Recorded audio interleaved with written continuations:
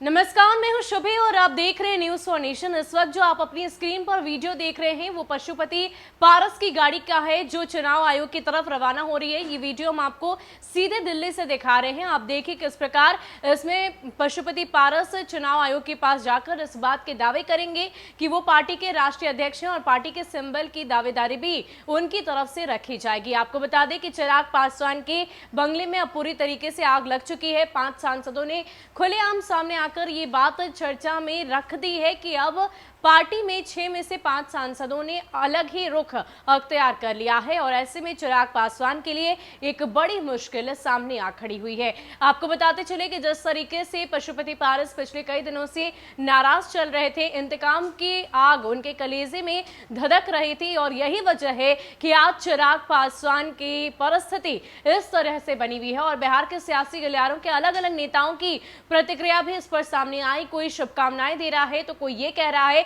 कि मुख्यमंत्री नीतीश कुमार पर उंगली उठाने की ही आज ये सजा चिराग पासवान भुगत रहे हैं। अगर आपको याद दिला दो तो बिहार विधानसभा चुनाव के दौरान चिराग पासवान की तरफ से कई तरह की बातें कही गई, मुख्यमंत्री नीतीश कुमार पर सवाल खड़े किए गए। इतना ही नहीं, मुख्यमंत्री नीतीश कुमार को जेल भेजने तक की बात चिराग पासवान की तरफ से की गई। अकेले रणभूमि में उतरने का जो फैसला था वो भी चिराग पासवान की तरफ से लिया गया और यही वजह रही कि पार्टी के भीतर खाने नाराजगी लगातार चल रही थी और इस बात को लेकर कहीं ना कहीं पशुपति पारस के मन में उस वक्त से ही नाराजगी थी जब पार्टी का राष्ट्रीय अध्यक्ष चिराग पासवान को बनाया गया, क्योंकि वो पार्टी के वरिष्ठ नेता थे और स्वर्गीय रामविलास पासवान के भाई भी थे और कहीं ना कहीं रामविलास पासवान जब राजनीति कर रहे थे, दलितों के सबसे बड़े नेता थे, उस दौरान वो अपने सभी भाइयों को साथ लेकर राजनीति में आगे बढ़ते रहे और जैसे ही पूरी जो जिम्मेवारी थी वो चिराग पासवान को दी गई, उसके बाद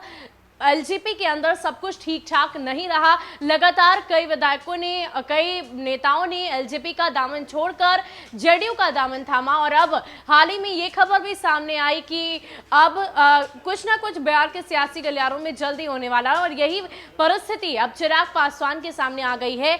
और फिलहाल ये तस्वीर दिल्ली से सीधे सामने आई है जहां पशुपति पारस खुद चुनाव आयोग के पास जा रहे हैं। वहां पर पार्टी के सिंबल की दावेदारी, पार्टी के राष्ट्रीय अध्यक्ष होने की दावेदारी उनकी तरफ से की जाएगी। साथ ही साथ सूत्रों की माने तो तमाम 5 सांसदों के द्वारा कुछ ही देर बाद प्रेस कॉन्फ्रेंस भी किया जाएगा।